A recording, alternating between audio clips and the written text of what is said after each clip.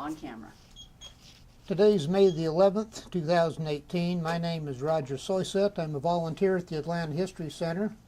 With me is Frank Lutton, also a volunteer at the History Center, and Sue Verhoff, the Director of Oral History and Genealogy at the Atlanta History Center. We're here today to record the oral history of Mr. Harry Douglas Allen, Jr., who served in the U.S. Army during the Cold War. Mr. Allen's oral history is being recorded for the Atlanta History Center, the Veterans History Project, in partnership with the Library of Congress. Honored to have you with us today, Mr. Allen, and we want to thank you for participating in the project. To begin, would you please state your full name and date of birth? Harry Douglas Allen, Jr., February the 12th, 1928.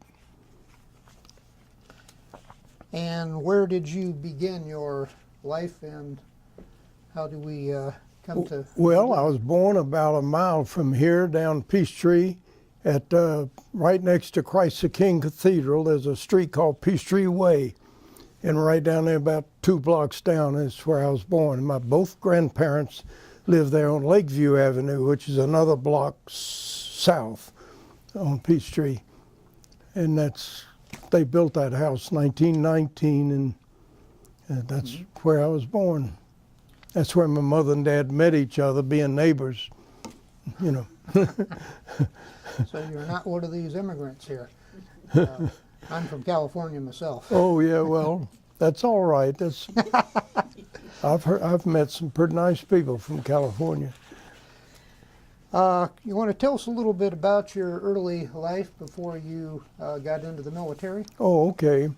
My dad worked for Western Union, and we traveled quite a bit. He got transferred quite a bit throughout the Southeast. And first, he and my mother divorced when I was 10 months old, right there, where I'm talking about down the street. And he remarried when I was 3.5 years old, and I was raised by the stepmother to think that was my mother. And I was age 14 when I discovered by accident, ran across some papers, that she was not my mother, but my stepmother. I knew we weren't marching to the same music. She didn't like classical music, and I did. She didn't read at all, and I read everything I could get my eyes on. And so anyway, I started out, and I went to a total of 10 schools by the time I finished high school. Here in Atlanta and Louisville, Kentucky, Richmond, Virginia, twice, New York, Long Island, New York. And I always thought that was a big adventure to travel and go to new schools. And it's only in recent years that I find that was hard on children. But I didn't see it that way. I come home, Dad come home from work that night, we're going to move to Richmond, Virginia. Oh boy, I always wanted to go to Richmond, you know. And well, I graduated at Garden Hills Grammar School, 7th grade, and was president of the class, started North Fulton High School, and in January moved to Long Island, New York. They put me in the 9th grade there, and they had to they weren't sure what grade to put me in because Georgia had 7 and 4, whereas New York had 6, 3, and 3. Well, they decided to give me a shot at 9th grade, and I was telling my daughter and son-in-law a while ago that I got there January 1st, and their mid-year exams were January 25th, and they said, we'll put you in the 9th grade, but if you can't make it, don't feel bad. We'll put you in the 8th grade. Well, I aced and I brought my report card along to show you if you didn't believe me, and I got all A's, and except one B, which was the first B I'd ever made since 1st grade. And but anyway, I went on to school up there and graduated that June, and they elected me president of that class. I think it's because I was Southerner, and they were so amazed to see a Southerner, and I wore shoes and socks and everything. And then I went on to the senior high school, and then you want me to keep going till I get? Yes, sir. Okay. This is good. And then I graduated from high school there and president of that class. That was 3 in a row, because the girls liked my curly hair, and the boys liked me because I was a little short fella, and they thought they could whip up on me. So all in all, I got by. And then 2 days after I graduated high school, June of '45, I went down to the University of Virginia and enrolled. And by the next February, I had finished my freshman year. And 3 or 4 days later, February 12th, I turned 18, enlisted in the Army, and a few days later reported to Camp Lewis, New Jersey, and stayed there a few weeks, and then they transferred me to Fort Dix, New Jersey, and from there down to Fort McClellan, Alabama. But while I was at Fort Dix, they lost my records, and twice I would get on a troop train loaded to go to somewhere in the U.S., and they'd come calling off my name, get off the train, because they couldn't find my personnel records to go with me. So, in fact, my dad got a phone call saying, "Where is your son?" I don't know how they had his number if they didn't know where my records were, but anyway, he said he's right there in Fort Dix. Okay. So they made me do all the records over again, and shots and everything. I said, I've already had those shots. And then the IQ, and I made the highest IQ. One day, and after that, a couple of days, a sergeant came out into the barracks calling out my name, "Come out here. The commanding general wants to meet you." I said, "Wow. Well, you just made the highest score they've processed over 1 million guys here and never had a score like that." And I said, "Well, I just took it 4 weeks ago. "Oh, okay, go on back in the barracks." And that was the end of that. That was my moment of glory. And so anyway, went on down to, let's see, they lost my records. I left out when I first got to Camp Lewis, a couple of days there, had roll call that morning. After I called your name, Sergeant said, "Fall out over there." So there's about 200 of us, and I'm left standing there all by myself. "What's your name, soldier?" I said, "Harry D. Allen, Jr." "I called your name, the first name I called out, Harold D. Allen." "That's not my name." Harold, here, I don't care. I called, "Get over there." For some reason, I pulled KP for the next 3 days. I figured out later what happened, that you don't fuss with the sergeant in the Army. If he says your name's Harold, it's Harold. And I think that's probably why they lost my records. They probably still had them as Harold. But Harry is on my birth certificate, I promise you. And so anyway, went on to Fort McClellan, went through infantry basic there. Then at the end of that 2 or 3 months down there, in the heat of the summer, they asked for volunteers. Anybody want to go over to Fort Benning and join the paratroopers? Pay you $50 a month extra. Oh, yeah, I was ready for that. So they took about 20, 25 of us and put us through all kind of exercise and picked about 15 of us, loaded us on a bus, and I went through the 8 weeks of paratrooper training, not knowing that I was terribly afraid of heights. Well, I knew when they made us go up top of that 40-foot tower and jump off it, just a harness, and you fall, and just before you hit the ground, it stops you. And I was terrified of that, just climbing up there. And then they took us up to that 250-foot tower with an open parachute, and then drop you, free fall, and let you float down. And I did that, did about 3 or 4 of those, terrified. All right, the last day is graduation day. We're all going up and jump out of the airplane. I said, no way, but I tried to make my willpower overcome my cowardice, or my fear, really. I've learned that it wasn't cowardice. In fact, looking back on it, I'm 90 now, and I've had time to kind of think about things. In a way, I was braver than any of those guys, because they were all doing it for fun. They were laughing. They thought it was more fun to go up and jump out of an airplane or jump off that tower. Can I do it again? I didn't want to go anywhere near it. So I was going against a fear. So anyway, I got up in the airplane, And we got up there in the Zoom, ready to jump. Everybody click, hook up.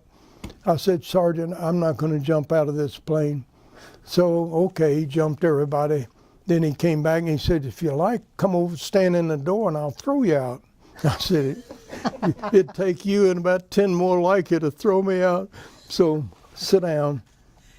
We went on back, and that was the end of that, and they put me on a troop train to go to California, Camp Stoneman, and got in a ship to General Weagle there a couple of weeks later.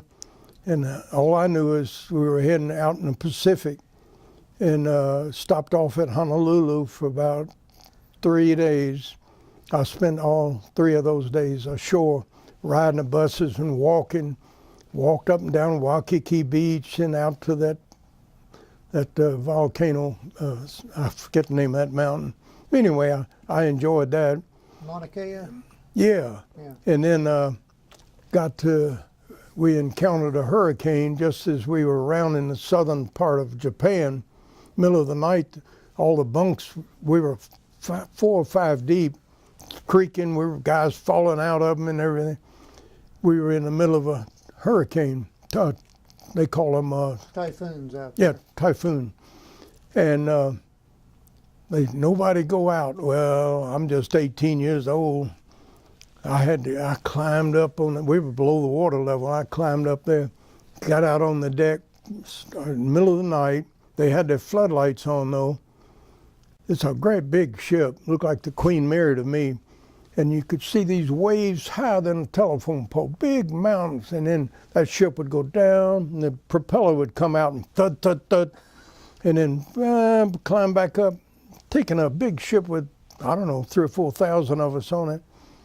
And I sat out there for about a half hour with my feet over the rail, hanging onto the railing, trying to get my feet in the water. And we'd be way up in the air and then all the way down. I never got wet though. So I went on back down. That was the end of that. Then we landed at Incheon. Had to go ashore in landing craft because a ship like that they didn't have a dock or anything in those days. That was, let's see, I went in February 20th. This was now November. It took us 20 days to cross the Pacific. So it was December 1st, approximately, that we were landing at Incheon. And there was, I don't know, 3 or 4 inches of snow on the ground. And he wouldn't let the ramp down. We had to go on, because he didn't want to get stuck. The tide was out, and it was just black mud, not a beach.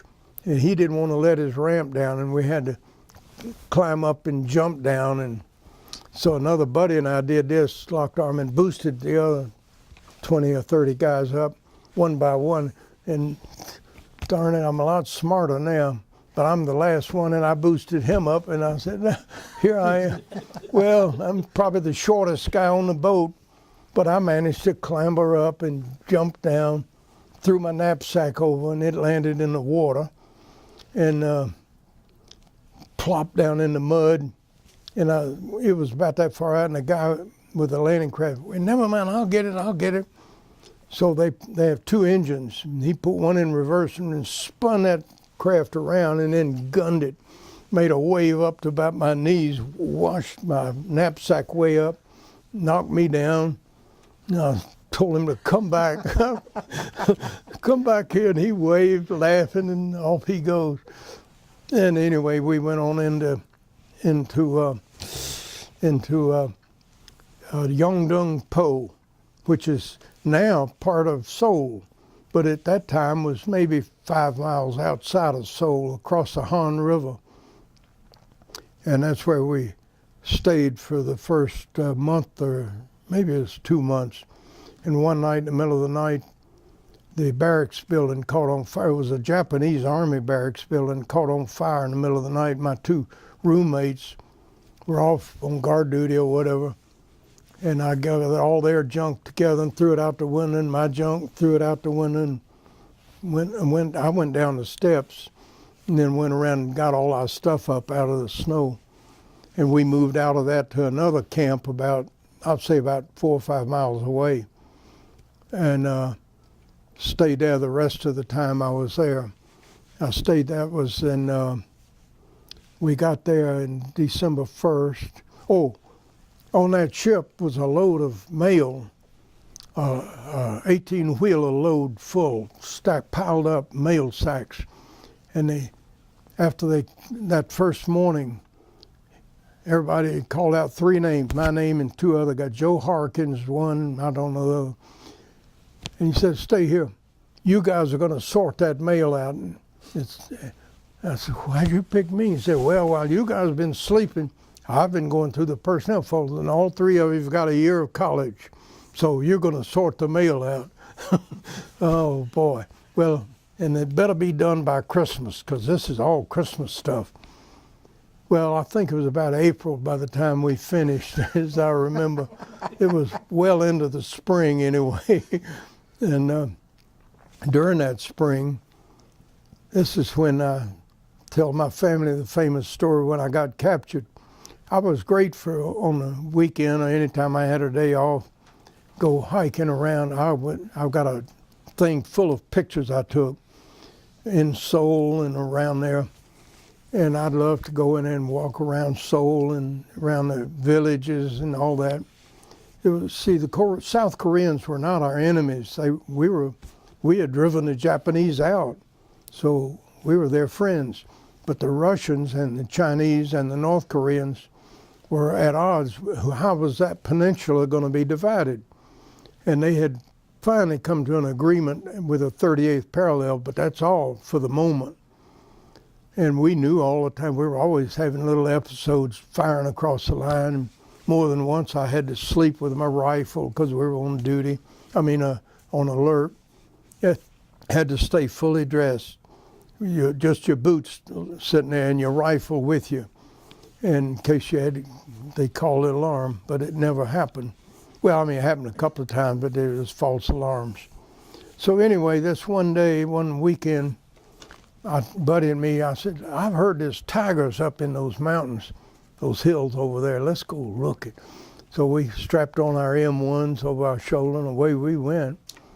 And we're walking along a path through the kind of woods several miles from the base. And all of a sudden these 4, 5, 6 Oriental soldiers, they were about my size. And kind of not OD, wasn't yellow, wasn't olive drab. I don't know, kind of like your shirt. It was kind of and they had rifles longer than they were, big. And I'm pointing to my U.S., America, don't shoot. Well, that didn't matter.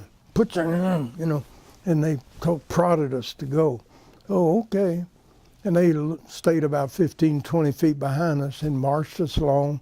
We marched, I don't know, half an hour, and came to a little clutch of, I call them huts. They're grass-covered, the things the Koreans lived in, mud huts kind of. There were 5 or 6 of them. And I told my buddy, I don't like this. I don't know where they're taking us and what's going on here, but they don't act very friendly. I'm getting out of here. So as soon as we got to that very first hut, I made a hard left turn, and away we went through the bushes. It was a rather thick undergrowth. We went flying fast as we could run. They came running after us, but they didn't shoot. And after, I'll say 50 or 100 yards maybe, they weren't back there anymore, and we kept on running. About a mile, I guess, and we finally stopped. And after that, found our way on back to our base gradually. I remember seeing the dikes along the edge of the Han River, and I knew that led to Seoul. So we followed that dike and got back to our base. And to this day, I don't know who they were or what. I'm theorizing that they were coming south of the 38th on a look-see expedition to find out. Kempo Air Base was there, near there.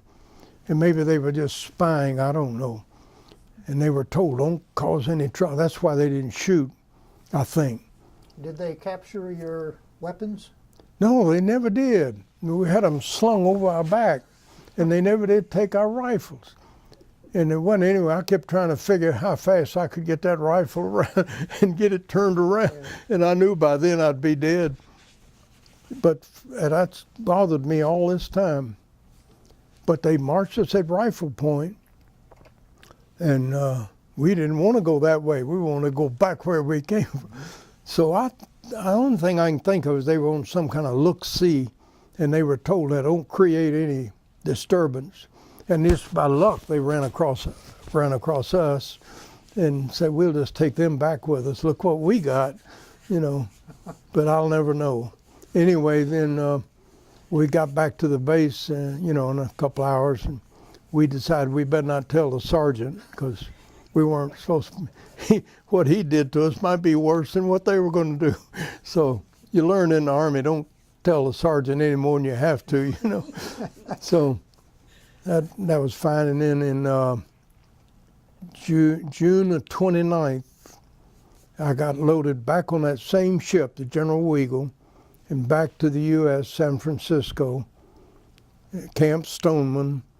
And then from there, I took a bus down to Los Angeles, where my real mother lived, and stayed 2 weeks with her. Went sightseeing all around Hollywood and all that. And every time I see that Hollywood sign, I remember standing there looking at that. And then back to Long Island, got back there in July sometime, and then back to the University of Virginia to resume my second year. And then I graduated in 49, 2 years later. That was 47. Did you have to reapply, or had they held you as basically? Say that again. Did the university hold your place? They must have, because I graduated with my class, even though I'd been gone a year and a half. I took extra courses all the time, and went to summer school 48. So between the summer school and the extra courses, I finished with my same class. But colleges were on a year-round basis during World War II to help students hurry and get out of college so we can get you in the Army. And so anyway, I graduated in 49.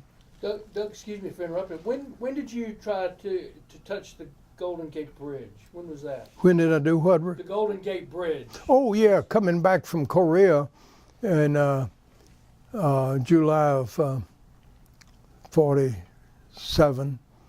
It's nighttime, dark. It was about 9 o'clock, and we could see the Golden Gate Bridge over there.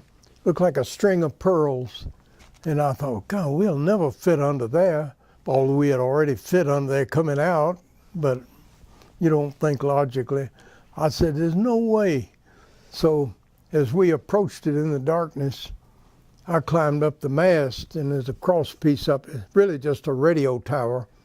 And then 2 or 3 other guys came up, and we were sitting up there like birds. And about that time, the sergeant said, all right, called us down there. You know you're not supposed to climb up there. And he lined them up, and I'm over next to the funnel. And he was taking names of the 5th guy down here. And it's dark, pitch dark. I took off around that funnel quietly and went down the stairs to my bunk and laid there like I'd been asleep all day. And then the next day we unloaded the ship going down the gangplank, and I just knew. He's there with his clipboard checking the names off as you come down. I knew he was going to say, all right, off to one side. But I had my duffel bag, and I got by and nothing ever happened. So I got away with running away. That's twice I've run away. You obviously found the secret of getting by in the military. I have learned how to run. Paying attention. Yes. Let's see. Back to the university, and nothing happened there really, just working all the time, going to school. Got married, graduated in June, got married in August, and I had enrolled in graduate school back in June, went to summer school and graduate school, and in October, my wife was a nurse at University Hospital, and our apartment was about a mile completely across the grounds. And I'd walk her over, and she was on the 11 to 7 shift, and I'd walk over at night, and in the morning she'd walk back. And we did that We did that into October, middle of October. I didn't like that at all. And I had bought a little 1931 Chevrolet for $50 that didn't have a starter. You'd have to get it on a roll and pop the clutch. If you young people don't know what that is, but Roger will know what that is. Yeah. And I'd always roll it down and pop the clutch, and away we'd go. Anyway, I got tired of that life.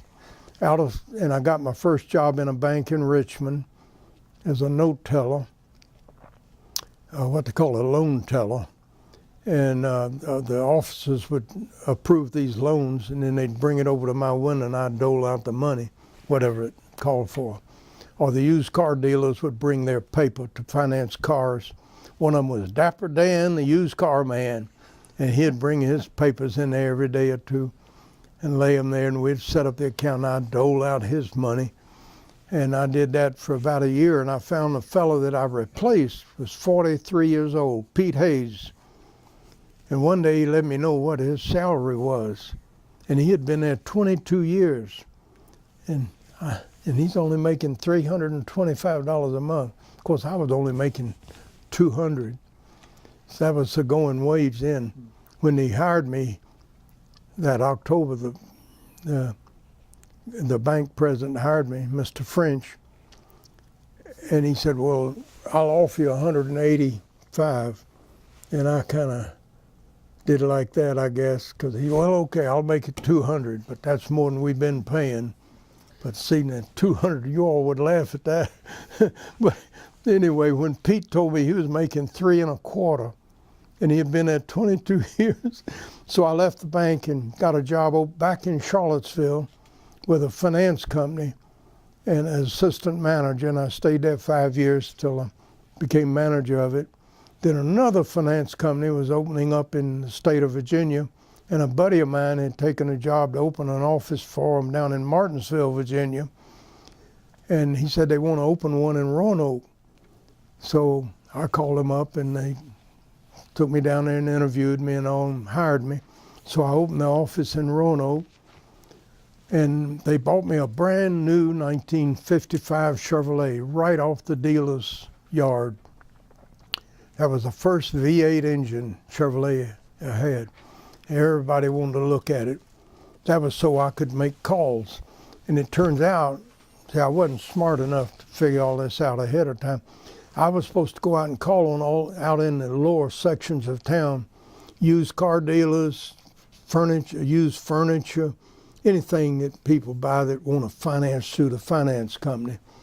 And then they'd bring all that loan paper, they'd bring them to me. I didn't like working that side of the street. I was used to the higher end of the business, you might say, the credit business. And so I left that job in November. Becky was starting kindergarten at that time. What year are we up to now? That would have been 1955, fall of 55, yeah. Yeah, November 55. So I moved back to Long Island, New York. My dad was having medical problems, and my stepmother was worried about that, and I thought I can help Dad. Actually, he was an alcoholic and wonderful man, but alcohol got the best of him. And I thought maybe I could help him. That didn't work out.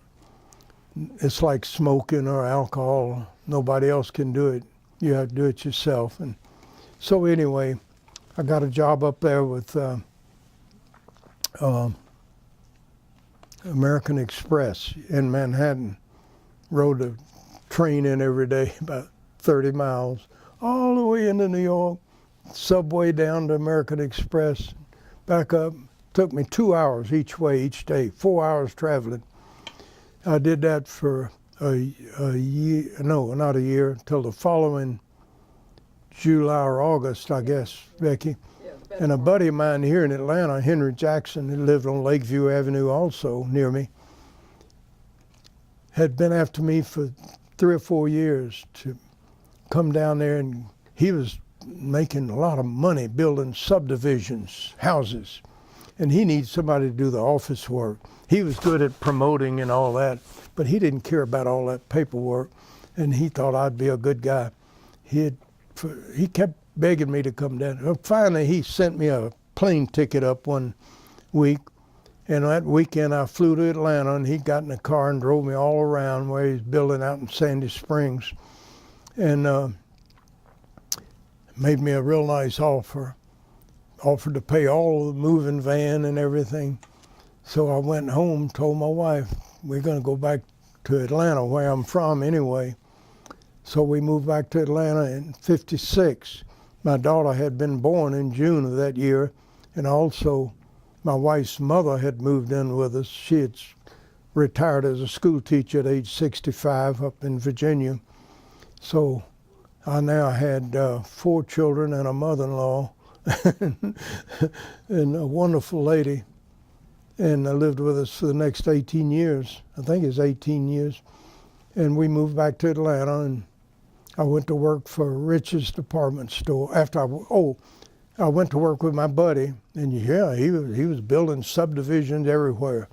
And I after I did what he wanted me to do, get all his paperwork straightened out, I went in and I said, Henry, you owe more money than if you sell all these houses that you're worth. You can't even pay off. Oh, don't worry, that's what a construction loan's for. You build another subdivision, get an advance on that, and that's what you use to pay those. I said, I see how that works short run, but sooner or later it catches up. Sure enough, about 18 months later, December, they had an interest rate hike, and all the housing sales went down. We had an inventory of like a dozen unsold houses. And he said, okay, and so he bankrupted the company. Right and I went, Christmas. huh? Right before Christmas. Yes, oh yeah, it was Christmas week. It was like wow. 21st. I came home that night and told my wife, I not only don't have a job, I don't even have this week's pay, paid every Friday. I don't even have this week's paycheck. Oh well, but within, it took me about 3 days to find a job at Rich's department store. You'll remember, yeah, and to be head of the collection department because of my background, and I stayed there till 75. That was from 58 to 75, yeah. And then I left there. Mr. Rich had retired. I'd on good terms with him and his secretary. She was all called me every day to come down there to some mad customer. They charge account, something, take care of it. And they knew I could calm the customer down because Mr. Rich didn't want to have to bother with all that. So, but he retired. And Mr. Brocky became president, and he was a good guy, and I liked him, got along fine. But then he had Joel Goldberg, his son-in-law, to become president. And he was a quiet fellow. He didn't visit the credit department or I'd have to go down there and see him a couple of times a week when he'd have mad customers. But anyway, I just decided this is no longer the place. Oh, I left out, the controller retired also, resigned. He didn't like it either. John Bradley, good fellow, my boss. And he moved to Louisiana. And then the new controller was a real pain to everybody, including me. He'd pick up, I'd get Doug, I need you right away. Bang. Come in his office. None of this, are you busy or anything. A couple of times I said, sorry, I'm with a customer right now. I don't care, come here. That's the way he talked. You can imagine, anybody that knows my personality, I didn't put up with that too long. In fact, I had words with him. When you call me and tell me to come, I went up there and I said, now look, when you call and tell me to come here, I'm glad to do it, but our customers come first, and the sooner you learn that, the better off you're going to be, because they're the ones that pay the bills. He didn't like that a bit. And nobody ever talked to him straight that way. So anyway, I left Richard and went to work with Equifax and stayed with them till I retired at age 60. I stayed with them 77, 12 years. That's what my retirement thing says, 12 years. And they made me a regional, they hired me as an assistant vice president, and raised about 8 months later, raised me to Southeast Regional VP, Southeast Region, all these 7, 8 states here. And all the credit bureaus, we had about a dozen in each state, plus we had affiliated credit bureaus. So it'd be about 20 credit bureaus scattered around it. Like here in Georgia, it's Atlanta and Gainesville and Rome and Carrollton and, Cedartown and all over. Anyway, that's what I did, and I really enjoyed that. That was a wonderful company, a lot of good people there. I retired at age 60. My wife became ill with emphysema and couldn't work anymore. She was a nurse at Northside Hospital. And about 8 months, I retired she fell out on the job in the middle of the night from emphysema. And the doctor, when I got there, the doctor said, well, that morning, he said, I've been telling her for 3 or 4 years that she's getting emphysema. But my wife never told me that. I didn't even know what emphysema was, to tell you the truth. When I would come home from work and she had been to the doctor, I'd say, well, what did the doctor have to say today? Well, he told me to quit smoking, and he told me that he gave me something for my cold. But Becky, Mom never really told me. I would have put the law down I tried to help her. That's how I know about alcohol. My dad with alcohol and my wife with cigarette. Bless her heart, sweetest lady in the world. She was smoking when I met her at the University of Virginia. She was in nursing school, or she had just graduated. And she was smoking then, but everybody smoked then. I didn't think anything of it. In fact, I bought some cigarettes and tried to pick it up. After a couple of months, I said, I just can't catch this habit, which proves you need to think you're getting away with something, doing something you're not supposed to do, and then you can do it. Well, I was trying to, but anyway, bless her heart, the doctor said she's not going to live very long, 2 or 3 years. I'm sorry to tell you that, but I've told her that. She hasn't told me that. So I took early retirement at Equifax. He said, somebody's have to take care of her. We put her in a nursing home, which she fooled them, bless her heart. Mom lived 13 years and died in December of 2001 and Christmas week. But she was strong. She did give up smoking, although she tried to start it again a couple of times, and I would smell it. She thought if she went in the bathroom and closed both doors, nobody would know. So she opened, and bless her heart, I have 2 children who smoke. Becky's one of 6. Becky doesn't smoke, and the other, two of them do. And they saw their mother, and one of them lives with me. Doug is 65 and a bachelor, and he just smokes every day, all day. Not all day, that's an exaggeration, but a lot. Excuse me. And Nancy smokes. She's 57. But they know what happened, and Nancy has tried everything, hypnosis and wearing patches and anything you can think of. Nothing. She can't quit. She's tried and tried and tried. And I don't fuss because it doesn't do any good. My sister Barbara is 86 years old and has emphysema and is on her deathbed now in hospice. And for the last 2 years, the doctor keeps saying she's not going to live much longer.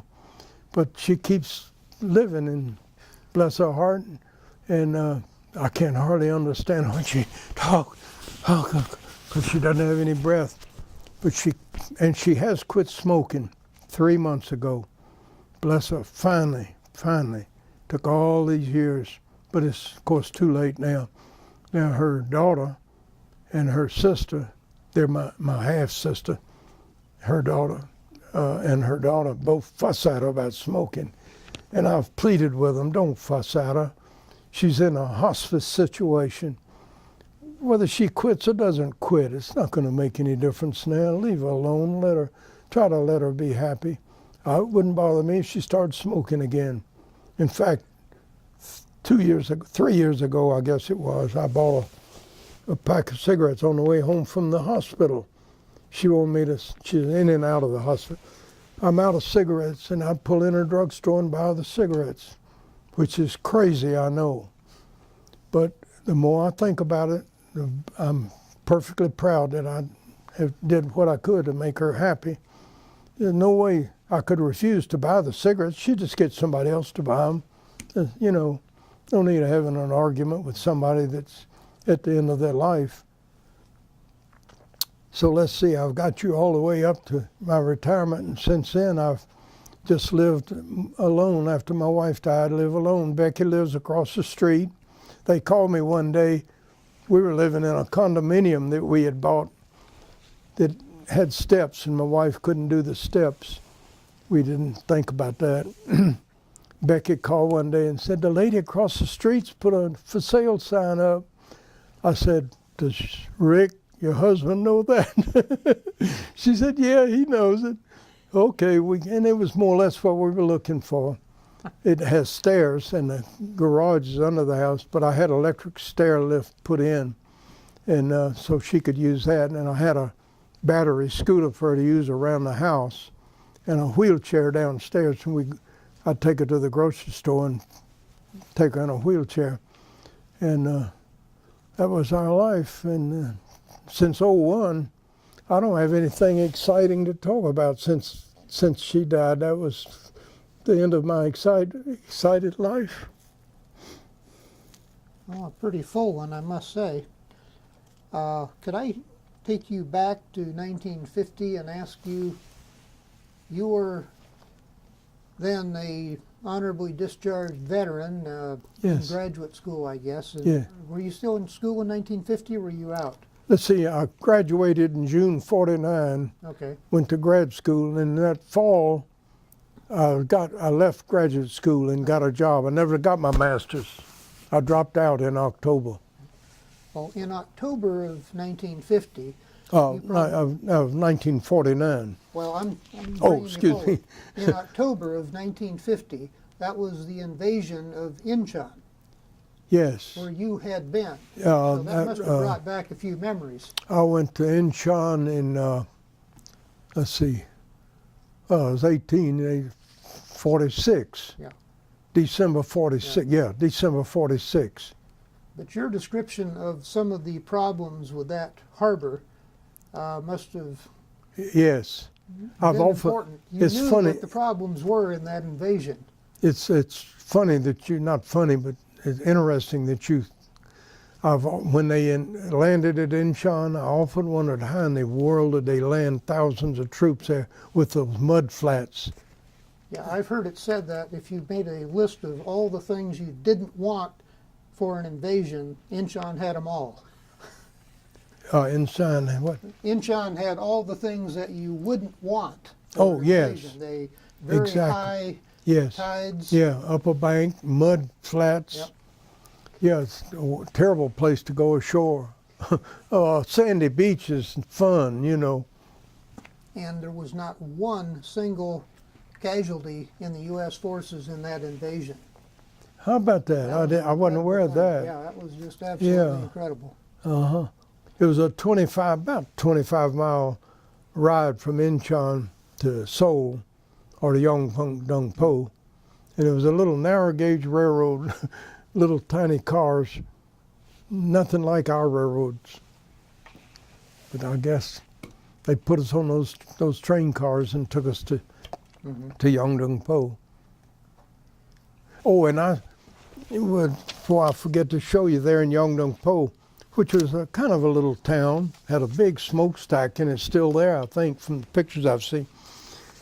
The Korean, we were not to eat any of their food, but we could fraternize with them, and there was a Korean woman there that would wash our clothes for us. So the only thing I've got is this shirt, and I noticed that she has had something in Korean sewed on it, so she could tell it belonged to me. You don't read Korean, do you? I got to take it to Korea. It probably says tall, good-looking fella.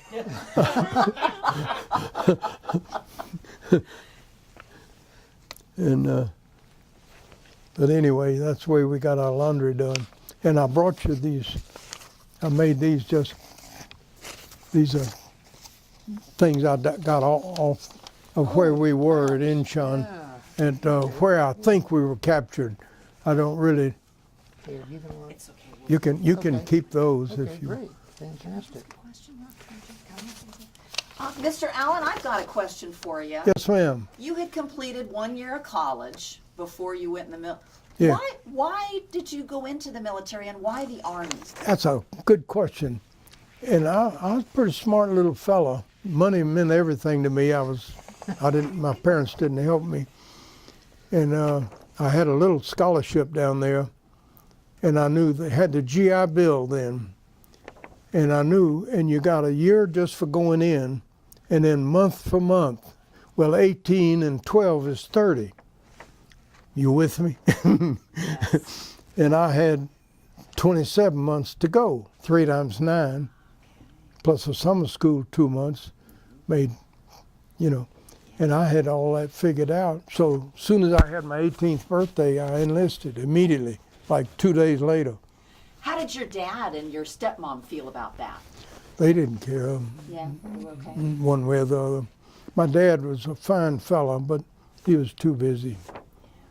Neither one of them, the only school I ever remember them coming to was in the 5th grade. My stepmother came to E Rivers when I was in the 5th grade.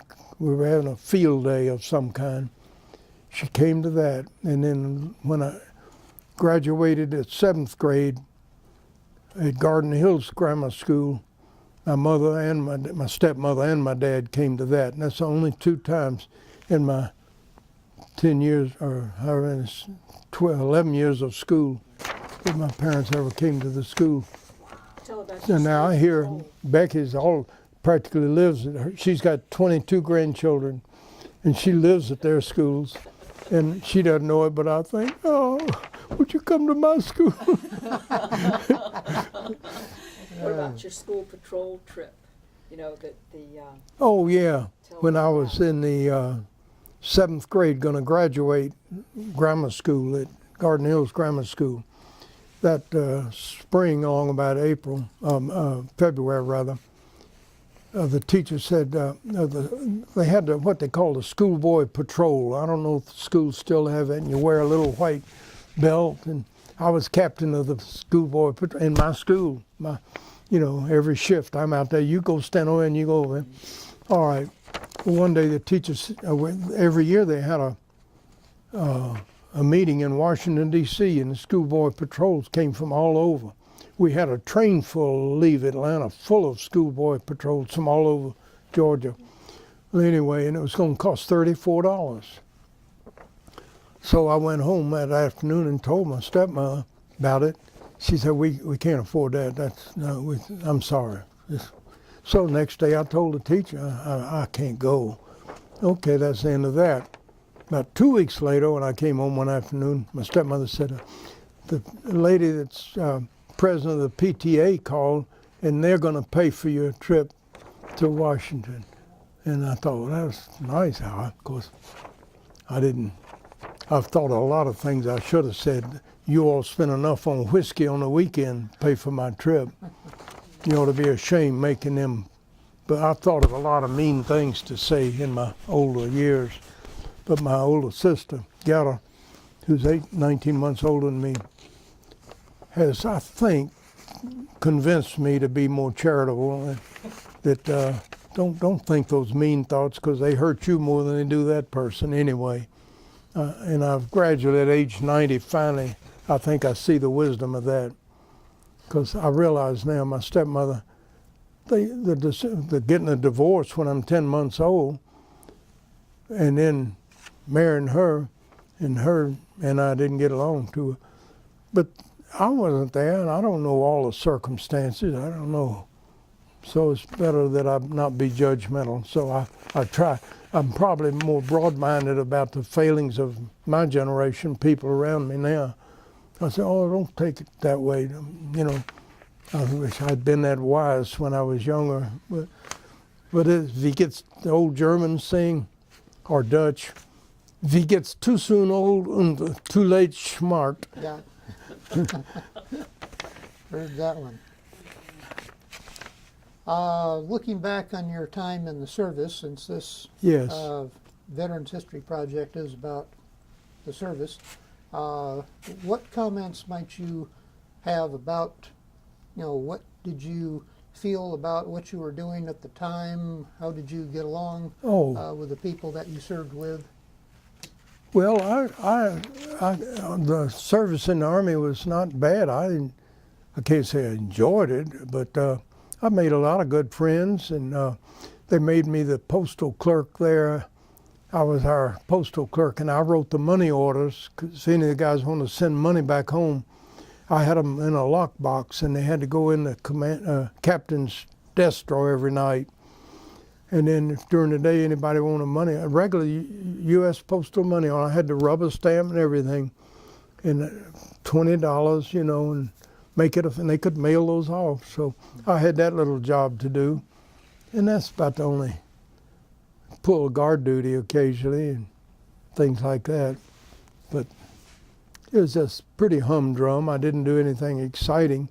I rode the truck out to Incheon a few times, the 18-wheeler we had, to load up with mail sacks if it was an incoming ship, and we'd have it piled up, and then a couple of us would ride up on top of it with rifles, because the Koreans would grab the bags as you went through a village or something. And we'd be up there doing like this, don't you dare, don't even think about it. And then we also rode that truck out to Kempo Airfield full of mail sacks, because I left out, I was assigned to the post office for Korea. That was the central post office for all the Army bases. We sorted out the mail to go out to all the various places. So, and same way with the incoming mail going back to the States, we had to bag it all up and then load it on the truck and take it to Kempo. I've got a picture in there of loading the C-54s full of mail sacks, fly it back to the United States. And it's pretty humdrum, I guess, but I was 18, 19. I thought I was having fun. I want to ask you about a story you once told about some incoming milk or something. Somewhat, Rick? Milk? Some sort of story about milk coming in? Oh, yeah. There in Korea. One day they told us, we're going to have milk. We've got a shipment of milk in. So the mess hall was over here in a Quonset hut. Oh, boy. And we all, get your cup out, your canteen cup. And we lined up, everybody had their cup. Fill it, and he was there filling it. It was turned out reconstituted. It was powdered milk. Man, as soon as I drank that whole thing, sick as a dog. didn't keep it more than an hour, maybe. But that was a big occasion to get some milk. Yeah, and when I first went in at Camp Lewis, New Jersey, there were German prisoners of war there still. I guess they were being processed to send them back to Europe, because this would have been February of 1946, and the war had just ended in August, 6 months sooner. And they did all the KP. We ate there, us guys. We were new recruits, just been there 2 or 3, 4 days, whatever. And these were all German soldiers and big, tall, blonde fellows, and we're a bunch of little scrawny fellows from Brooklyn and Harlem and Manhattan and out on Long Island, and we probably looked pretty scrawny to them. And I remember a couple of them making some teasing remarks about that. I didn't think that, and they had their ground, where they lived right next to it, beautiful flower gardens. It looked prettier than my yard. But anyway, I didn't like those guys talking that way. And I left out. I never had been bullied in school because I was a short fellow, but I was very muscular and very strong, and so nobody ever messed with me. And those fellows, I challenged a couple of them and I beat 2 or 3 of them. They were both twice as big as me, and that kind of taught them a lesson. You know, we may be short and scrawny, but we whipped you guys, didn't we? So that was a high point of my early induction into the Army. Well, speaking of the aftermath of World War II, when you got to Korea, were there still any Japanese troops there? No, as I mentioned, we were in their barracks, but they had all been shipped back to Japan. And the Korean people we were friendly with them, but we were told not to get too intimate with them. And I have dozens of pictures of me taking pictures of them. They were always very friendly to us. And yet I guess they didn't know quite what to think of us, Americans, Japanese. Either way, it's an outside occupation. And Japan had ruled that country since 1903, I believe. They hated the Japanese. Boy. My understanding is But that there were Japanese kept in North Korea. They hung on to some of the Japanese that had surrendered on that side. I don't know. The Russians did. Yeah, I remember there was a big high-powered meeting in Seoul that spring. The Russians and Chinese and North Koreans, because several of us had to be on duty down there, and they had the U.S. flag and Russian. I got a picture of that. In a meeting down in the city hall, some big building there in Seoul, and they were having some kind of argument about the 38th parallel, north and south. Yeah. Still arguing about. See, the North, the Chinese and Russians wanted all of that to be communist. Yep. And we wanted the South we didn't want it to be communist. That's what the argument was about. And that's what caused the war, really. You have any thoughts about the upcoming? Hmm? Do you have any thoughts about the upcoming summit with the head of North Korea? I'm real delighted, and I'm optimistic that they will show that capitalism and democracy is better than totalitarian state. When he sees how prosperous South Korea is versus North Korea. You've seen those aerial shots at night of the lights. Yeah. And this is all lit up, and this is dark. 1 or 2 little lights. I'm hoping that the fella won't let his ego get in the way of doing something. I'm really hopeful. And they're going to meet in Singapore, and I think that's real good progress. I would have been happy for him to meet there on the 38th. They thought about it. Yeah, I thought that would have been he could have stepped across. Pompeo's been there. Yeah. Yeah, he's been all the way to Panmunjom. Let me see. I wrote my notes to see if there's anything. Rick made me do it, make sure I didn't leave out anything. I told you about the hurricane. I told you about paratrooper flunking out to go to that. Say, did you ever get your $50? Oh yeah, I got it. Oh wait, no, we had to graduate first to get it. Dirty trick. Okay. And I went through all that 2 months of rough try. I just finished infantry, and then at least I learned how to kill people with my bare hands. So be careful. No, they did. They taught us how to. If a guy comes at you with a knife or something, how to do it, and taught us all those tricky things. I never have had a chance to use it. Yeah, I told you about that. Riches? I did think about it a couple of times. That new controller that came in, I did think about that. Yeah.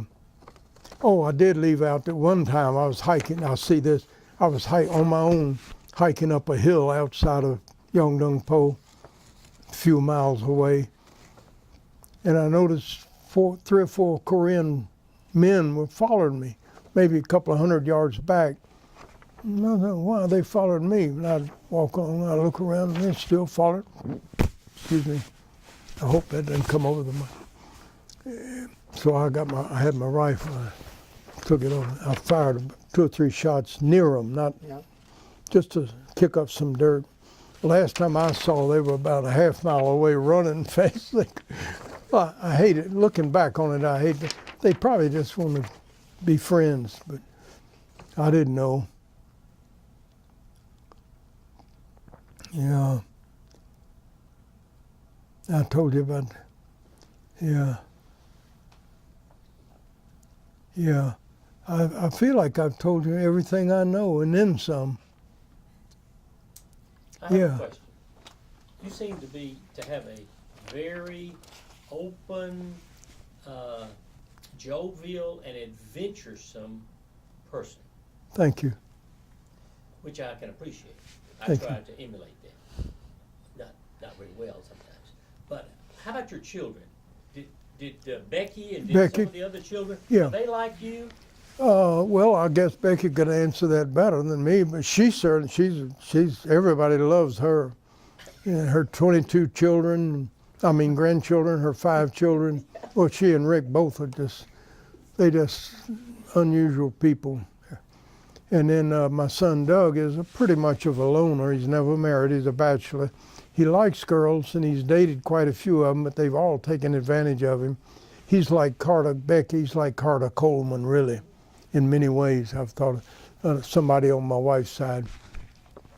But he's never wanted to get married, and a nice guy and all that.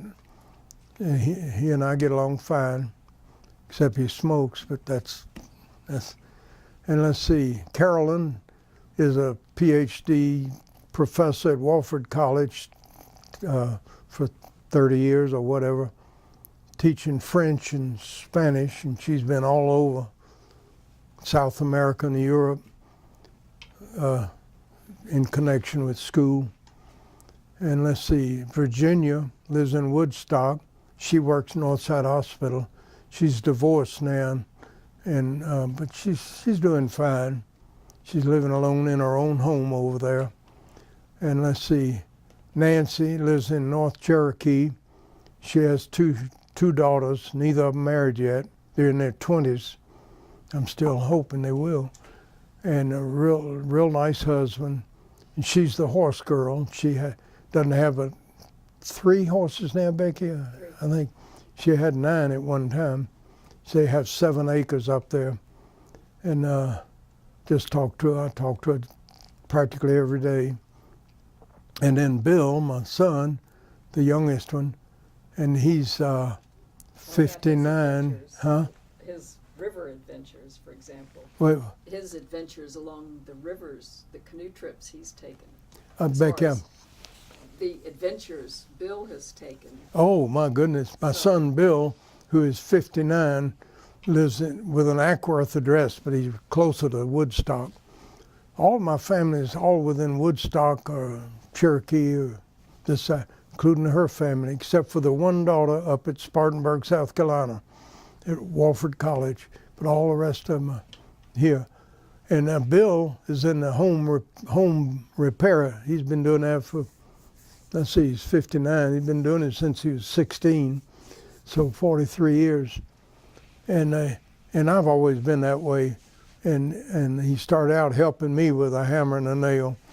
And he makes his living building decks or room additions or finishing off the basement, things like it, remodeling, I guess you'd call it. And does very well. And goes fishing and hunting. And he goes to Lake Oconee, fishing all the time. or down near Savannah, hog hunting. He knows where all the things are. And Becky, what was? Well, there was that. Oh, yeah, the canoe so trip. that, Yeah, he's he was documenting places that no one had been before. yes. The 2 canoe trips. One he took last year, and one he took just a month or so ago. One is on the Altamaha, Okmulgee, and it went through a swamp there that nobody, and he spent 3 days in his canoe crossing that swamp. And the fellow down at Louisville, Georgia, they won't say it Louisville, it's Louisville. That was one capital of Georgia at one time. The man that runs the newspaper there had a front page story and pictures about him, because nobody had ever been able to go all the way through that swamp, and Bill did it. And then months or so ago, he did another trip down the Ohoopee River, down in South Georgia, down around Milledgeville, somewhere down that way. And it took him a week to do that, 7 days, till it came into the Altamaha. And that included some swamp areas. And he'd camp on the bank each night, go about 15 miles. It was pretty close to 100 miles in his canoe. But that's his idea of fun. And he's got 2 daughters, both married, and one of them has 2 children. One of them just got married and doesn't have any children yet, and lives in Alpharetta. So he's turned out very well. Can build anything, fix anything. If that camera broke right now and fell in a pile on the floor, I believe he'd have it up and running in about half a minute. He's just got that talent for fixing things. So yeah, I guess you'd say all my children, I haven't had any. Sounds like they're doing I'm so well. blessed to have it. I have 27 great-grandchildren, 13 grands, and 6 children. And none of them, except the 2 that I know of, smoke or drink, right? Is that as far as you know? I don't think anybody I know, they do any of that stuff. So how about your birthday party? Tell Oh, us about my all the goodness. folks that showed Oh, up. why didn't I bring a picture? Becky and Rick put on, back in February 12th, they were going to have a big birthday party. They did it a year ago. And about 80 people showed up. This time, 96 people were going to. And they do it in the gymnasium of the church that one of her daughters belongs to, here on Holcomb Bridge Road. I'm pointing to it. It's up there in Roswell. And we postponed it because of the flu epidemic at that time. It'd be a lot of hugging and kissing, hopefully. And we didn't want to spread the flu around. So we postponed it until April 29th, last Saturday, and did it again. 96 people showed up. 80 of them, my best estimate without actually doing a body count, I'll say 80 of them were my family, either blood kin or in-laws, married.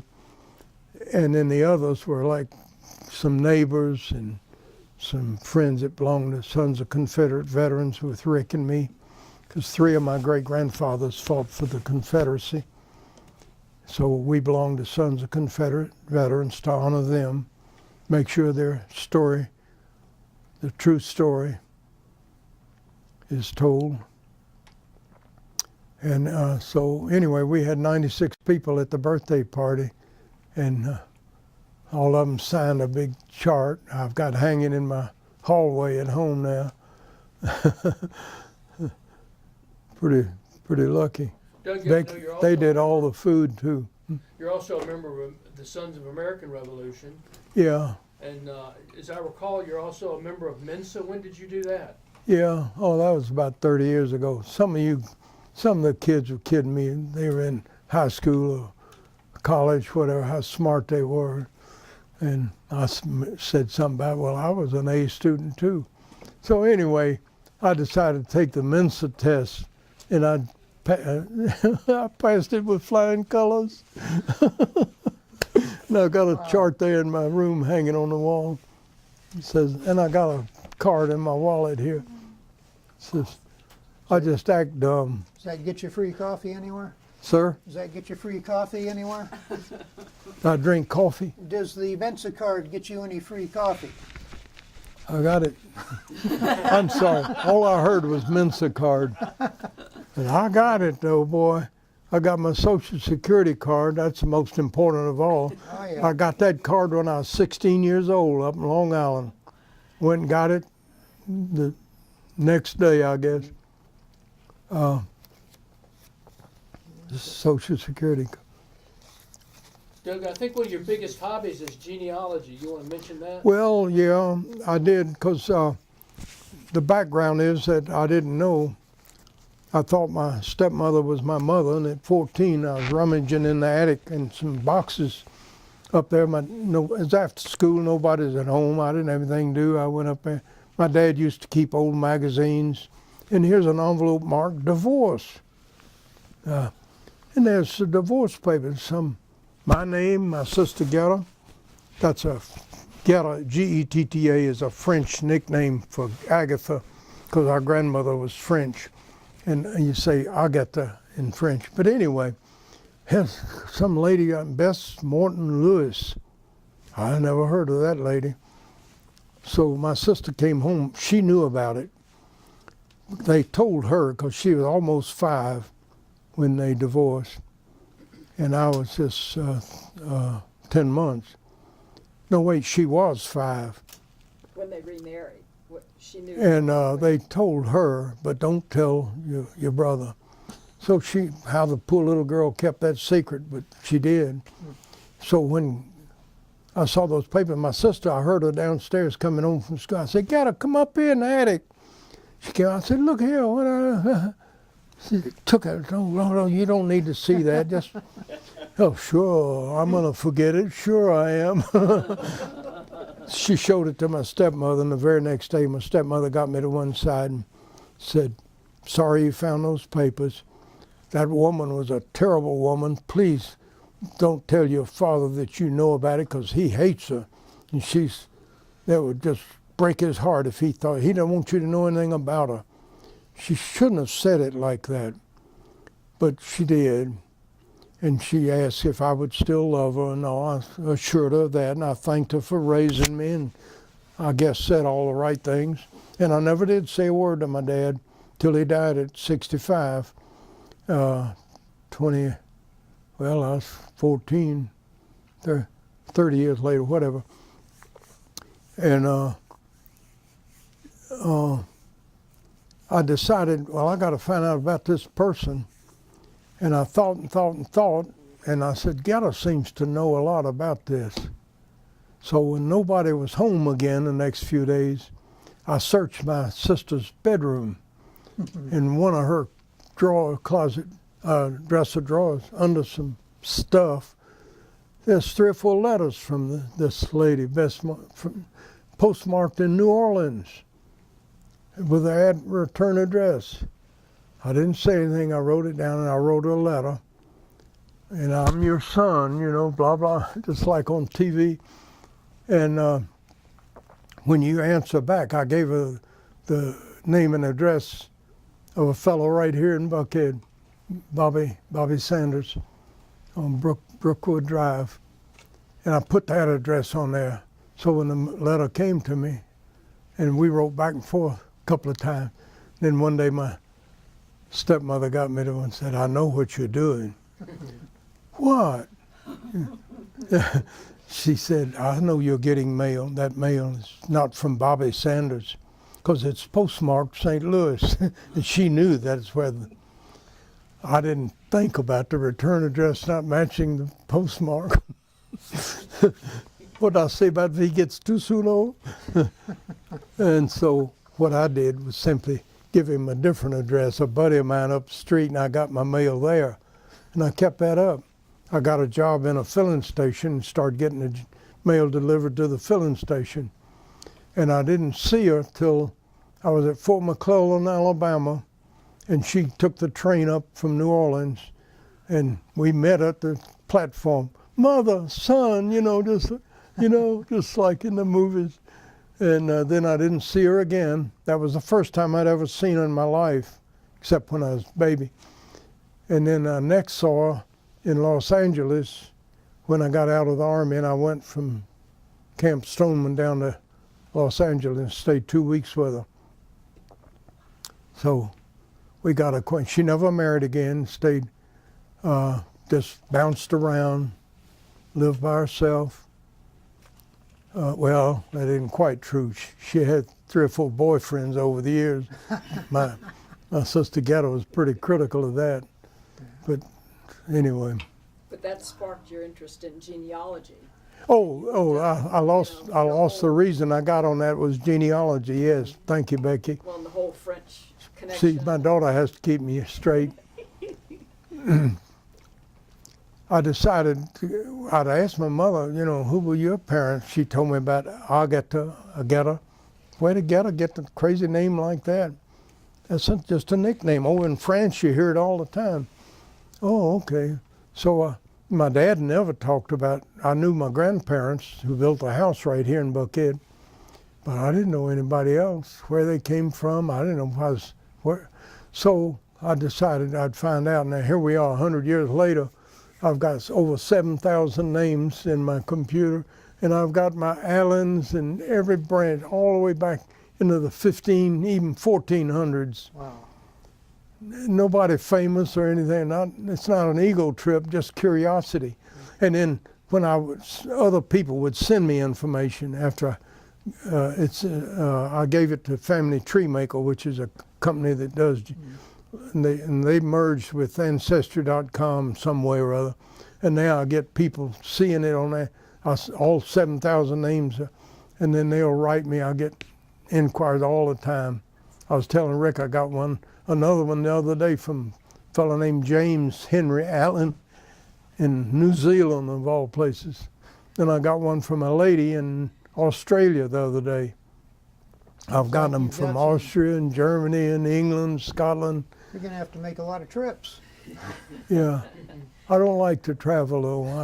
I don't travel anymore. I'm diabetic, and I have weak spells sometimes. I'm all right now, but I mean, it's made me kind of gun shy about traveling. Well, you've led a remarkable life, sir, and we definitely want to I made it to 90. telling this story. Yeah. I feel like very egotistical saying all this to you, but No, this has been they great. told me that's, according to what she said, that's what you wanted to hear. So okay, Absolutely. you want my life story? I'll give it to you. You'll be sorry you asked. Not at all. The trick is not to turn him on, is to turn it. In fact, I told Becky, waiting for you all outside, I said, now look, if I go on and on and on, give me a signal. You know, Becky said, you mean like this? I said, cut me off, because I'll be thinking I'm rolling along doing good. No, you've And been great. Yeah. For years, you wouldn't talk about your military service. We didn't hear about it. Well, felt this way. I don't feel like I was a soldier. I didn't ever shot at anybody. And what adventures I had were just playful adventures, like getting caught and all that. Nothing. I didn't do anything. I wasn't any kind of hero. And I was always bashful, and still am I'm a little bashful about doing this, because I feel like you want true veterans, fighting veterans, not just peacetime veterans like me. You And then are. I get to thinking about it. Well, now, just a minute. I went ahead and enlisted, and I did whatever they told me to do and went wherever they sent me. They could have sent me anywhere. In Korea, anything could have happened. It didn't happen, but you exposed yourself, so don't be too harsh on yourself. And the fact that nothing ever happens is just my good luck, I guess. That's a good way to look at it, because you served, and serving even in peacetime I did everything they asked me to is a do. dangerous business. So Yeah. you served. Yeah. Thank you. Yeah. Okay, So sir. I've always been a little hesitant to join any of the veterans things. Rex was in Vietnam, and he's tried to get me to go, and I feel a little bashful about that. I don't want to stand around there with true fighting men. And what did you do? Well, I sorted mail over in Korea. Sounds like to me Rick needs to be in that chair too soon. So we'll talk about that. Absolutely. Well, Except he doesn't have unfortunately, all we're the not wild gonna be able to do tales. the 700 years of family history. Not That this would be time. good. I brought my whole notebook of my whole family's story. Oh, he did I bring kn- it. Well, we can talk I've about got that 43 pages, and I wrote it called My Life.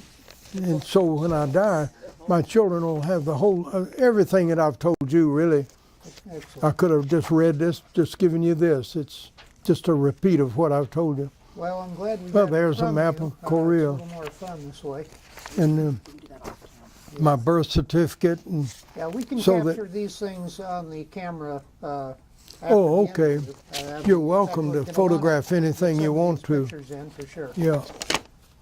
Okay, so And there's all kind of photos in there that I took, mostly over in Korea. yeah, we want to sit down and talk with you about some of those, but let's. This is in front of the house over here on Oh, Lakeview. hey, isn't that sweet?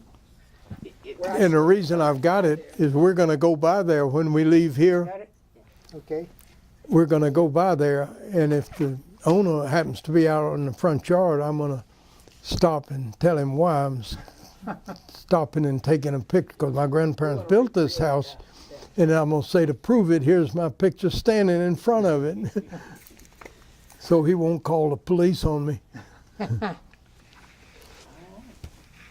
Well, sir, we definitely want to thank you very much for your time, for Well, your thank you service, for your and interest, for your and story. it's wonderful that you're doing all this for the sake of the veteran community.